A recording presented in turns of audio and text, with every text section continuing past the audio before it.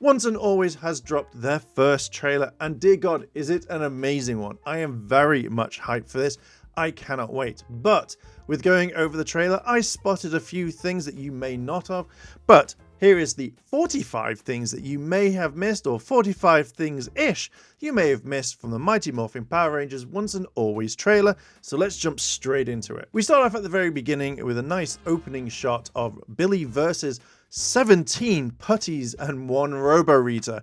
I cannot see any of the other Rangers around, but this also means that this is the most putties that the Power Rangers have ever fought in one go. Normally they come in 6s, but this is the largest amount for some strange, bizarre reason. If you know they fought more than 17, let me know down below in the comments. We also have a Robo Rita that is CGI, which again looks kind of out of place. But we have one big main difference. Check her face now until what you see in a little bit. We move on to Billy and Zach at the graveyard. You see the rad bug, which is here, but also this is the scene that we probably see that Min is hiding behind because Zach and Billy have told her to stay behind. This also leads into the fact that Min will see them morph for the very first time, knowing that they are Power Rangers if her mother hasn't told her anything of that in the past. So I'm very intrigued to see what happens, but it also kind of leads into the scene where Min says that Robo Rita killed her mother, which then starts her "I'm going to get revenge" arc straight away. So this is a very, very interesting thing, and I'm very glad that they kind of put it in. If we look at Robo Rita's face, we know that it's been damaged. We don't know how this is. We'll probably see it at some point. I think it's going to be Billy smacking her in the face for what she's done to Trini, which we'll talk about in a moment. If you look at it for the rest of the trailer, we know that her face has been damaged, and this has been also confirmed by Simon, who posted this on his Instagram. This attack that Rita does looks very, very similar to how they do it in Legacy Wars, and this is something that if they've taken from it or inspiration, or if it is her attack, then this now links in the video game, and I've got to admit, I really like it. If it's followed up by a second ball, then we definitely know that it's taken from the video game. Trini jumps in front of the attack and takes the full force of the blow, which causes her demise.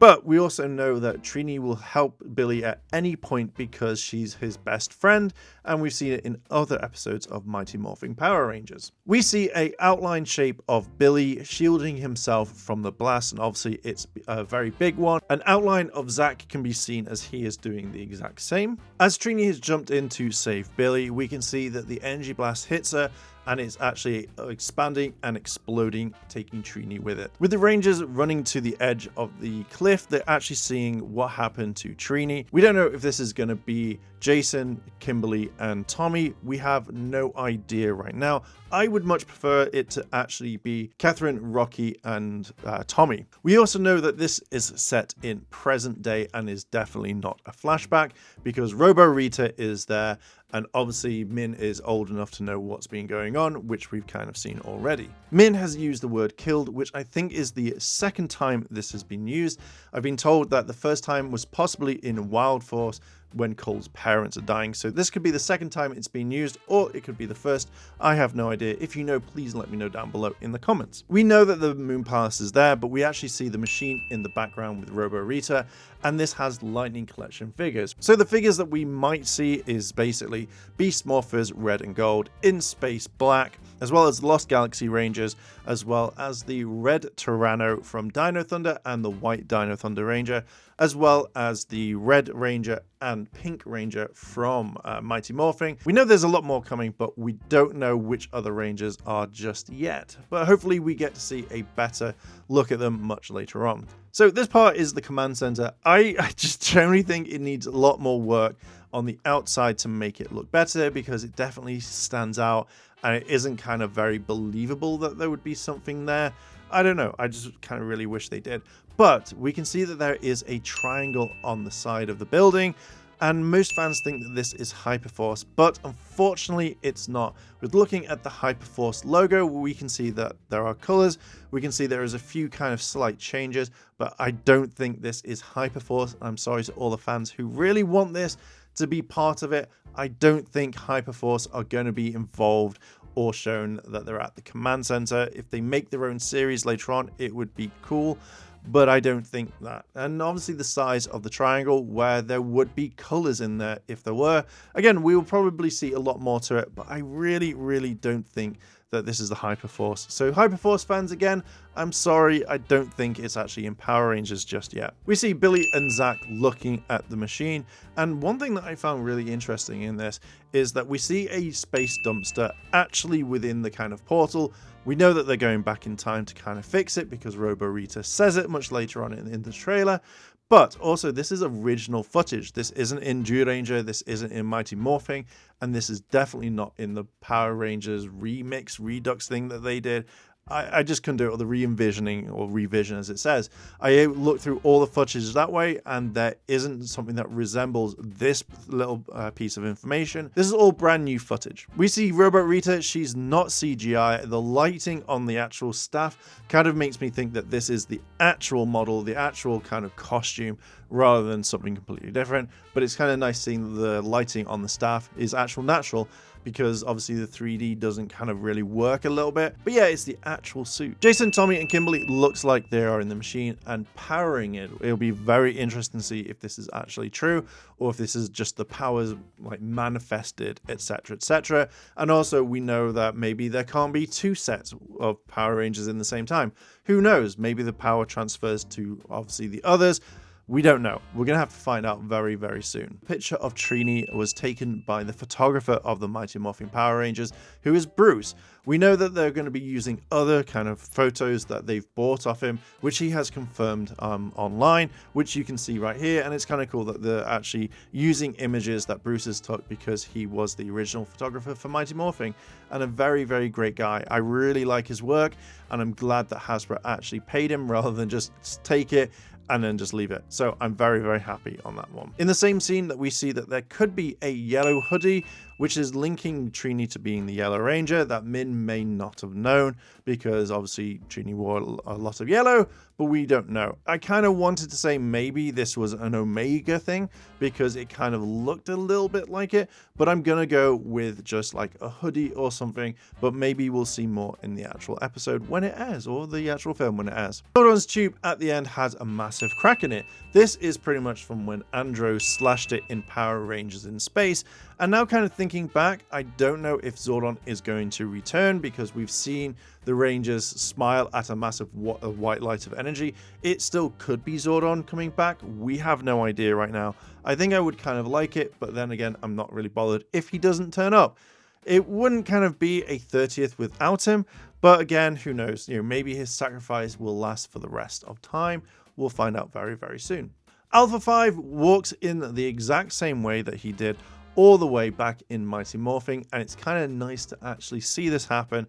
I really want to see more. I cannot wait to see Alpha. He wasn't my favorite character, but I kind of really want to see what happens to him. The Bandora Protocol. This is really cool. I actually really like it, and I think it's one of the cooler Easter eggs in this. If you didn't know, Bandora was the name of Rita in Zyuranger, so this was a really cool reference, and I kind of liked it. Also seeing the protocol, the Bandora Protocol actually reminded me of the Babel Protocol that's used in the CW show The Flash, which Cisco creates a defense system into Barry's suit, and also kind of a defense that goes around Star Labs. Test to initiate Babel Protocol. But Barry, if I drop the force field, you'll be locked out. Do it now!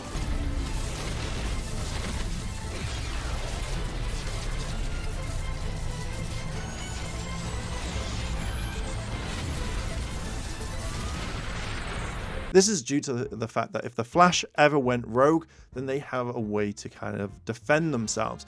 And so linking this, I kind of really liked it if this had. And the way that Alpha talks about it, I generally kind of thought that they took this as inspiration. If it is, I think it's really cool. I'm just literally excited to see all of this. But that is not all just with the Bandora Protocol. We see names from the series.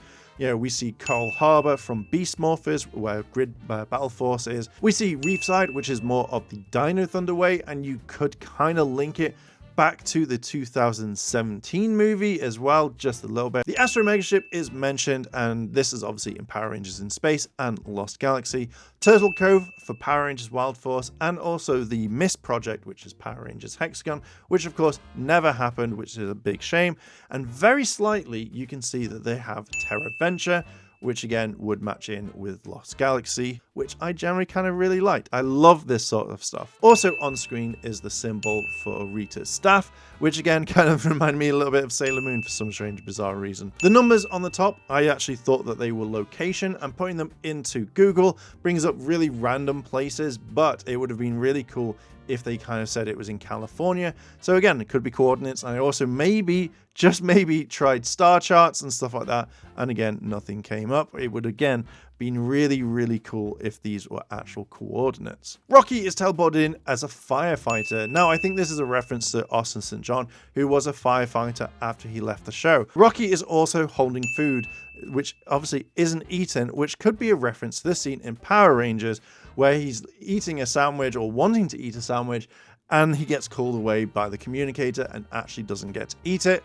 If they reference that, I think that would be really, really cool. Alpha has power coins, which could have been given by the Morphing Masters. He could have resurrected, we don't know. But the Rangers take the power coins from his hand, and this is how Catherine gets the pterodactyl coin, which I'm very excited to hear her say pterodactyl. Cannot wait for this one. The line, once a Ranger, always a Ranger, is from Operation Overdrive, which again was the name of the series for an anniversary, and all the Rangers said it, and this is a nice kind of fitting towards that. I generally kind of like it. I can't wait to figure out what the next one's going to be. Robo Minotaur and Robo Snizzard are there, which again, it's interesting because we thought that they were going to be the actual monsters, not robo-sized versions, which again is a very kind of cool thing to see. I'm very much looking forward to, and we hear brief lines. I don't think Bryan Cranston's going to come back to do the voice of Snizzard. If he does, I think that would be really cool, but I really highly doubt that one. This is the one that I think is a fantastic Easter egg if it happens, and if they are on this one. I really, really want this, and I think it would be a very nice kind of tie-in. Adam and Aisha could be on the Megaship. Looking at the windows on the front of the Megaship and looking at the windows, they do kind of match up. With looking on the inside of the ship, the lights look very, very similar. The round circle, the lights kind of leading up. This could mean the ship could have had a massive upgrade to kind of fit in with the kind of possible threats going on. The circle monitors in the background very much look like they are the kind of floor plans for where parts of the ship are, where they are, the interior. We see this normally in a lot of sci-fi stuff. When you kind of need to go somewhere, there is kind of a map of it, but also the orange on the side of the circles in the backgrounds could link up to where the engines are. If this is it, the whole ship has been retrofitted. I cannot wait for them to acknowledge this if this is true. If not, I'm just excited. It's a really cool command center where everything is so far that we can see. It looks exactly pretty much like the Astro Megaship.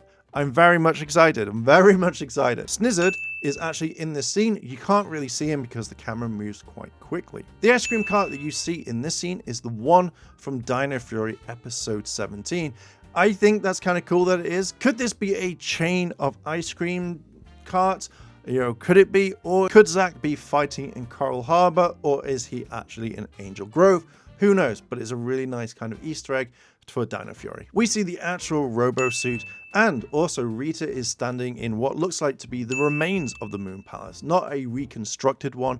So when you see the kind of balcony that she's putting her arm on to kind of rest, we see that most of it has been kind of like decayed or been blown away. Now, if this is the remains of the moon base, it obviously hasn't been kept up whatsoever to be kind of forgotten, but also the Machine Empire attacked at the same time, and this could have caused damage all around the base, which we never really saw because Rita and Zed ran away.